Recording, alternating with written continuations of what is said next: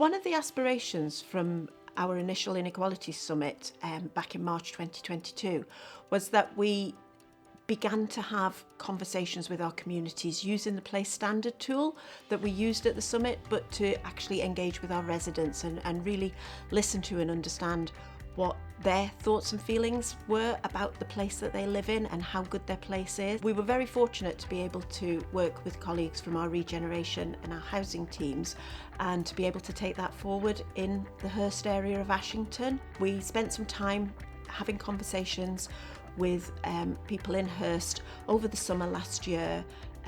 We were able to access a number of events that took place over the summer. We were also able to reach out and engage with a number of groups and organisations that had activities going on that were kind enough to be able to host us.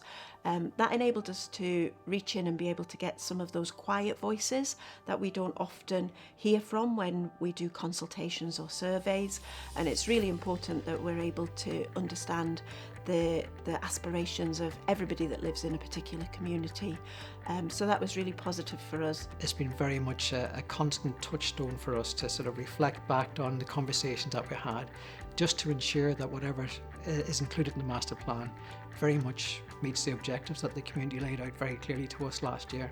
We really hope that the master plan will give us a very community-focused plan, not just about the physical structure of the buildings on the Hurst or the streets on the Hurst, but also a place-based approach to working with the community to look at what would make it a better place to be and live. Very much capitalise on the good activities that we already have and working with the different communities and organisations who are very active on the Hurst, but also develop a collaborative plan to make it better. I think it's important as well to understand what the key sort of strengths of an area are, so very much about looking at kind of what works well in an area, because we don't want to come in and sort of change things that already are working really well for people, and then getting a really kind of deep understanding of what the issues are. So we've heard so many interesting sort of stories about kind of the history and about the culture of the place as well, and so I think it's really important to feed all that in so that the master plan's got a really strong foundation, and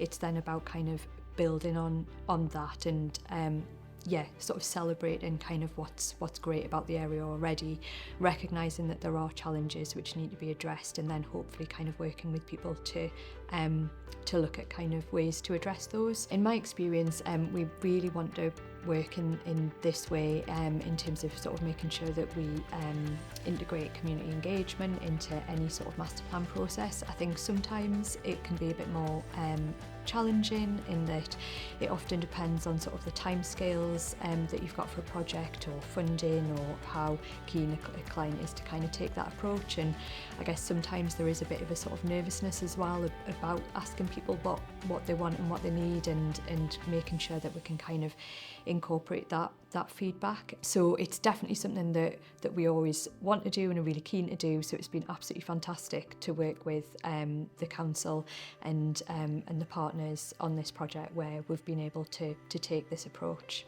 One of the real positives that's come out of the community conversations in Hurst using the place standard tool is that we've been able to identify some areas and some issues that were really, really important to our residents, and we've been able to work with our residents or support our residents to take them forward. I'm really, really pleased that we've been able to bring the asset-based community development work to the Hurst, and to provide the training that's been made available to a really broad range of people, some of whom live in the area and are local residents, some of whom work really closely here.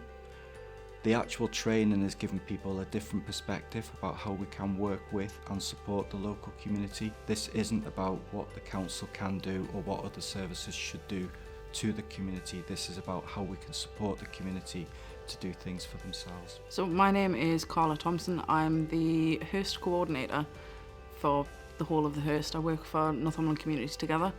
I'm also a resident, a parent and a volunteer within the Hurst, so my whole life is here. If we pull in residents, asking for their opinions, asking them to maybe stick a bit of elbow grease in and help out, then I think it builds relationships, it builds friendships, it reduces isolation, it brings the whole community together. The community isn't a thing, it's a feeling.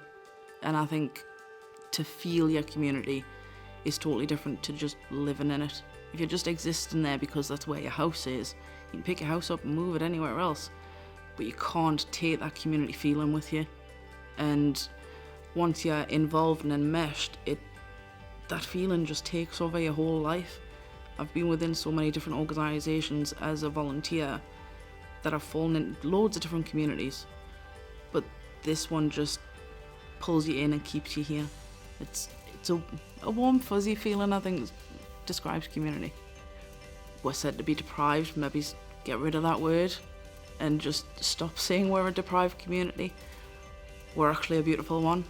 And yes, there are things that we'll struggle with, and there's hotspots here and hotspots there, but actually to come and just be within the Hurst, that's the opportunity in itself. Come and experience the Hurst life, live here or work here, volunteer here. We've got so many opportunities for volunteering within the area. Just get involved and just sit and watch. I'm Val North and I am secretary of a group called Talking Marrows. It's a peer-led support group.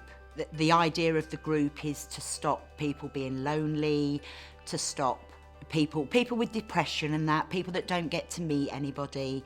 It's important to have this group running because there's a lot of things that we are there together for. And I just think that anybody that would like to join the group, we had a new lady join last week, and she just says it gets her out of the house. She doesn't know anybody in the area. And I think it's just nice for them to get together.